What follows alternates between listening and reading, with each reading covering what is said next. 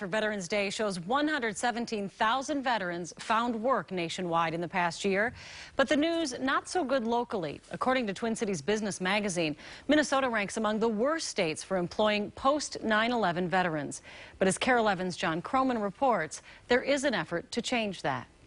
Every time you've been called to duty, you have protected the rest of us, our country, and our way of life. Elected leaders love to thank veterans, but even more important are efforts to cut red tape for those making the transition to civilian life. We were renting and our lease was up. I needed a house in Minnesota, and the other thing is trying to get the loan when you don't have the job offer formal. It's still a conditional job offer until I could get licensed by the state. Howard Lake Police Chief Dave Thompson took advantage of a new change in Minnesota law designed to give retiring military police a jump in getting certified for law enforcement work here. Police Chief Thompson was able to take the reciprocal test to become a police chief when he was still in active duty. Thompson's 25-year military career included 3 stints in Afghanistan, and he was commander of the Army Military Police Battalion at Fort Campbell when he decided to retire and return to Minnesota.